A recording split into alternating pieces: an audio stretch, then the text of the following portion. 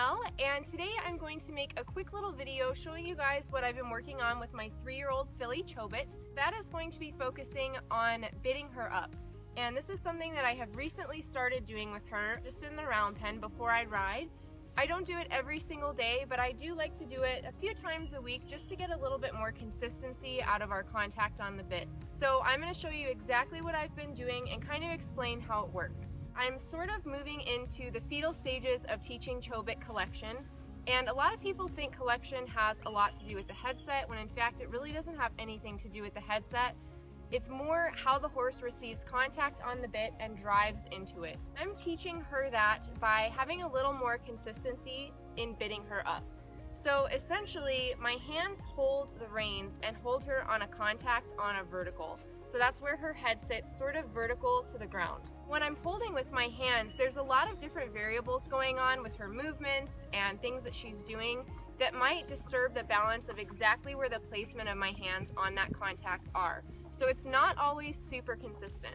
And while that's okay, in the very beginning, I do like to give her somewhat a small dose of consistency, just so she knows exactly what I'm asking of her. Right now I'm gonna start by round penning her and lunging her a little bit on my halter line without bitting her up. I'm gonna do this just to make sure she doesn't have any buck in her and that she's going to cooperate and be nice and soft. I don't wanna bit her up and then have something happen or have her freak out because she's fresh or energetic, or she just wants to play and buck around, because that could really get her into a bad situation. So first we're gonna round pen her and just kind of see how she's feeling. Once she's being nice and respectful and listening, then we're gonna bit her up.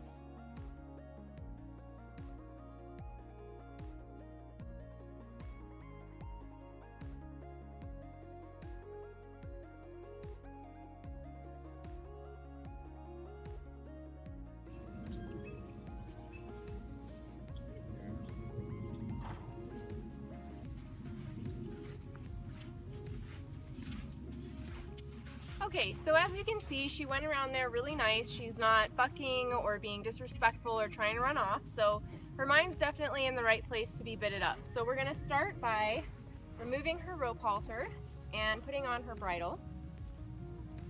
Right here. Throw it on the fence.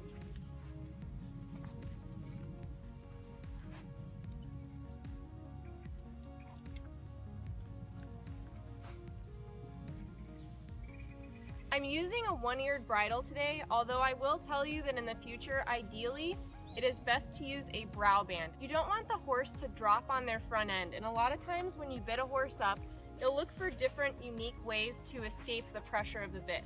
So one of the ways that they're gonna do this is by possibly tucking in their head and trying to hide out from that bit. And by having a brow band, you can actually take a string or a rein or a piece of balin twine and tie it from the brow band back to the saddle horn. So what that's gonna do is, even though they're being asked for that collection and that contact on the bit, they're going to be prevented from dropping their head because the brow band is attached by that string up to the horn. So that prevents them from hiding out and being able to do this. You want them nice and on the vertical. You don't want them tucked in behind the vertical and hiding out from the pressure. So I do recommend that if you're gonna start bitting your horse up. But just for the sake of this video, I will only be using this slip-eared head stall today. Because I'm using the slip ear, I won't be able to tie it back to the horn. It would probably just pull right off her head. So now that I have her bridle on, I'm gonna turn her sideways and just show you how I like to bit her up. Hopefully you can see that pretty well here. So I'm gonna take one of my reins and I am gonna loop it through this latigo keeper right here underneath my fender. So not this one down here on her girth area, but right up here where the latigo goes through the top. So I'm gonna take this, I'm gonna move my latigo strap down, I'm just gonna pull this out and slip this under. And I'm gonna pull it through just like this. So now it is hanging from right here in my saddle. And I'm just gonna toss it up over. I'm gonna go on the other side and do the same exact thing.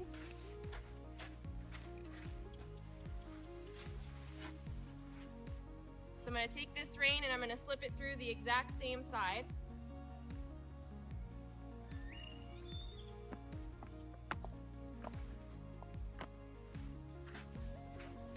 Now the reason I like to put it in this one is because if I put it down here, it's encouraging her head to come down too much. And a lot of people love that really pretty headset, but that's all it is pretty. It serves no style or function. It's just a fashion statement. The head being low does not mean that they're properly carrying themselves or that they're driving collected. So I don't really worry necessarily about how low their head is. In fact, I really don't even like it to go low, because to me that says they're dropping on their front end and they're not carrying themselves properly for a lot of the reining maneuvers that I'm looking for. So I'm gonna start by bitting her up right here. I've got both sides through, and I'm going to take them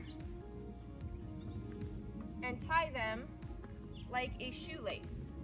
So as you can see, I've got them tied through each other like a shoelace, and I'm just gonna tie it, just like that. So once I have it like that, I can kind of pull on each side and adjust, and I like to stand in front of her so I know exactly what kind of tension I have on both reins.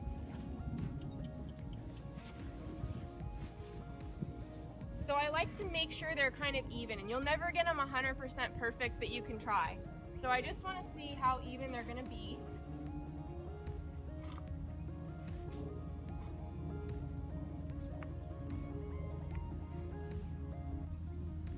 And then I adjust from there. I don't know how well you can see, but her head is pretty well on the vertical right now. And it's not necessarily that there's no release of pressure here, which technically, no, there is not a release of pressure, but that's kind of what we're looking for with this exercise. We don't want her going back to get her release. We want her having just enough soft contact on the bit to stay on the bit and then drive her body into her face. So that's what we're working on. So a lot of people would say, well, bitting up is silly, it doesn't provide any release. That's not necessarily what you're looking for. Yes, you do want a subtle release, but for this exercise, we want that contact on the bit. We want that teeny bit of pressure. What she's doing right now is a way of looking to get out of the pressure. She's falling behind the vertical and she's kind of tucking in. So what I would do for this if I were actually moving her around is start to push her forward more. Make her trot, make her lope, and drive that hind end into that bridle so she's not so fixed on hiding out. And again, like I said, as they learn to do this, that brow band head stall is really going to help you because you can tie their head up to prevent them from ever going behind the vertical like she just did. Right now she's on the vertical, she looks really nice, and she's got great contact on the bit. So where she is right now, I'm happy. So I'm going to tie this in another knot around my saddle horn. And this is just going to keep it from moving or getting pulled through or changing the tightness on my contact. So it's tied up to the saddle horn. Like I said, that's why it's really important to get the fresh out of your horse, to get them thinking, get them respectful, and get them listening, because you don't want a situation where your horse freaks out over this or comes over backwards or does something crazy and gets themselves hurt, because as you can see, they are tied up to the saddle by their reins. This is generally one of the safest ways to do this. A lot of people will slip it right through the legs. Super dangerous, serves no purpose. I really don't like it, and it puts them on their front end and makes them hide out from that pressure, which I really don't like. What this is essentially doing for her is providing her with an ultimate consistency of contact on this bit. When I ride, different things like her movements, or if she's moving her head or kind of pushing, or even just a different gait, can cause my hands to go forward and back. And so she's getting little bits of inconsistency there. When I bit her up though, the reins are ultimate. They don't move, they're fixed. So no matter how she moves, what she does, how she pulls, that same level of contact and pressure is right there. So if she really wants to brace against that and try to push through it to get away from the pressure, it's not going to break. It's not going to bend or give her any release. As where my hands, if she really wanted to pull through me, my hands would kind of come forward just a little bit and they would rock back and forth and provide some inconsistency where she might think, hey, I just got a release by pushing through this. This exercise isn't something that you should be doing for a long period of time. This is something I only like to do for about 10 or 15 minutes before I ride, and I certainly don't do it every day. But this is a really great way to just foster that mindset that, hey, when you are on the contact, you are on the contact. You shouldn't be trying to push through to get away from it. And if you do push through, you're going to learn that there is no give. It's completely consistent. So as soon as you respond to the contact and come back to the contact on the bit and you're soft, that's where you're going to get your release, by being in contact with the bit. So later on, when you're under saddle and you've got them in your hands, you're less inclined to try those things, and it doesn't teach them any bad habits. So she's obviously ready to go. When I'm just doing something like this, I don't try to micromanage her every move. She's on her own to do whatever she's gonna do, and that's fine. If you're bitting up your horse for the first time, this is actually a really good thing to do with them. For a few minutes, just let them get used to the contact on the bit and walk around, because when you add the pressure of asking them to go forward, it can really freak a lot of horses out and cause them to get nervous or upset about what's happening. So you'll definitely want to make sure you give them a moment to adjust to what they're feeling if you're doing this for the first time. And this is a really good way to do it. Just let them walk around and feel it and kind of figure out what it's all about before you start asking for them to move off. We're going to go ahead and move Chobit off now. So I'm going to get in the center and just ask her to go around at a walk or a trot.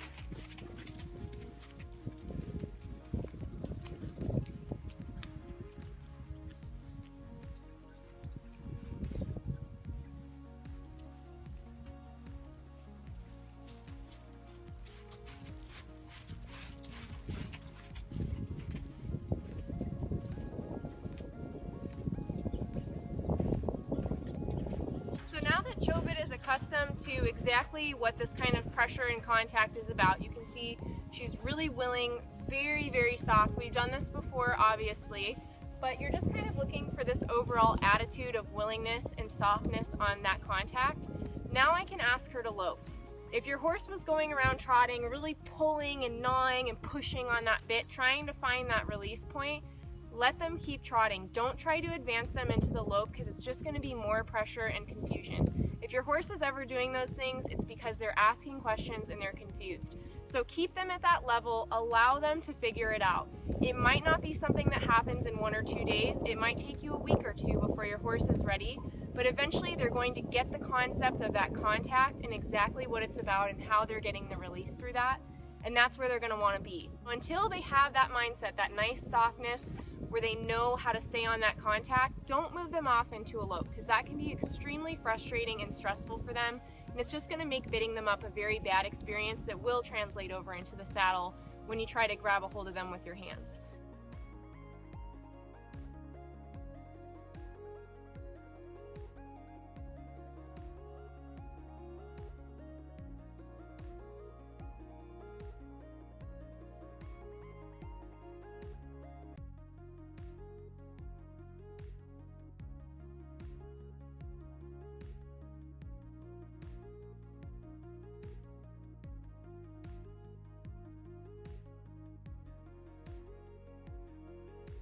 Okay, so I don't know if you noticed, but going around on the right lead, she's not as on the vertical as I'd like. She's pretty in front of it, and she's not really driving in.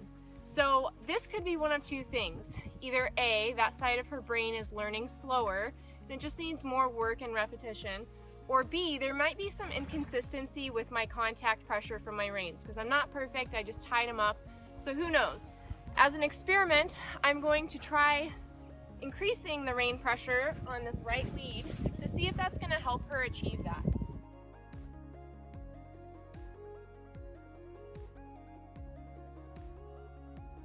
So now I've increased the pressure just a little bit. It's definitely getting to her. As you can see, she's trying to figure out that increase.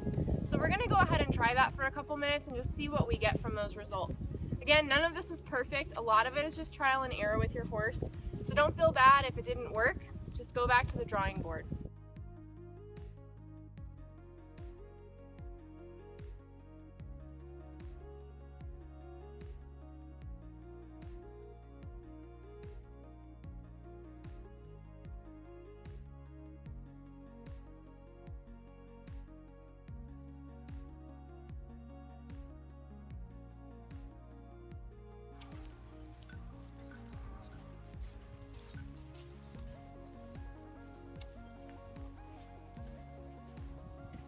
I'm thinking that might be a little too much contact. I can see that she's kind of going behind the vertical and she's bouncing a little bit. So she's either figuring out exactly where she needs to be comfortable with the contact, or possibly it's a little too much, and I'm thinking the latter. So I'm just gonna pull that rein a little bit and try to loosen some of the contact. We're gonna send her around again and see how she does.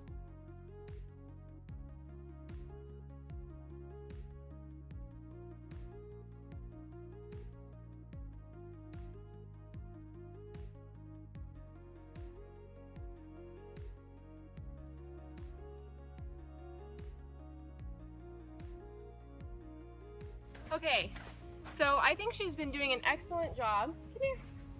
Come on. Hurry up, come on. I think she's been doing an excellent job. I could show you more, but that's about the limit of how long I want to leave her bitted up. This isn't something that you want to do for 30 minutes, an hour, all day. It's really just something that you want to do for a short period of time. And it's just going to be your warm-up before you ride. So that's basically all there is to it.